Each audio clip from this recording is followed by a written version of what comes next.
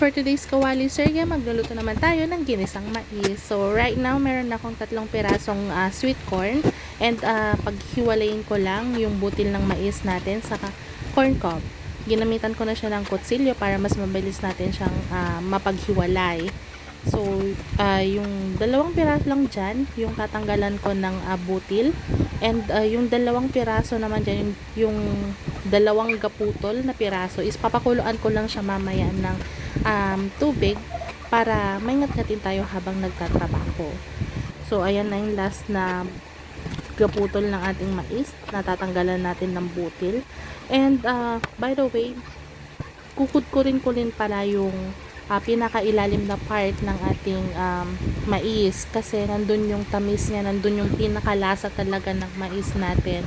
Isasama din natin siya pero hindi natin siya yung as in kudkod na kudkod para hindi makuha naman yung matigas na part ng ating mais. Kasi pag yung ilalim na part niyan, nagko-contribute yan ng manamis-namis na lasa ng ating sabaw mamaya. And next dyan is maghihiwa na tayo ng mga aromatics natin. Bawang at sibuyas lang ang hihiwain natin dyan. And yung manok naman is hihimayin lang natin, tatanggalin lang natin yung buto niya at yan yung isasahog natin. Kasi yan, dyan na din ako kukuha mamaya ng pang-ulam ni Myro. And kung napapansin nyo, may mga tinatapon ako na buto at meron din akong tinatabi na buto. Yung buto kasi dyan na tinatabi ko is isasama ko siya sa sabaw mamaya para mas makapag-contribute din siya ng lasa ng manok dun sa sabaw natin. Ayan, hihimayin ko lang siya. Hindi gaano kaliit. Hindi masyadong maliit yung paghimay natin ng manok. And ayan, magigisa na tayo. Una kong nilagay dyan is yung karne ng manok. So, igigisa ko lang siya. Sasangkutsa ko lang siya ng kaunti. Tapos, lalagay ko na dyan yung aromatics natin na bawang at yung sibuyas.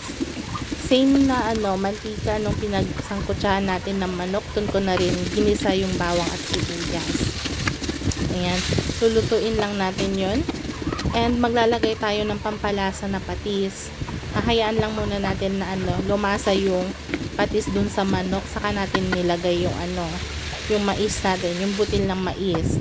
Tapos maglalagay na rin tayo ng sabaw, papakuluan lang natin dyan hanggang sa tuluyang lumambot yung mais natin. Maglalagay na rin tayo ng pampalasa dyan at saka yung paminta.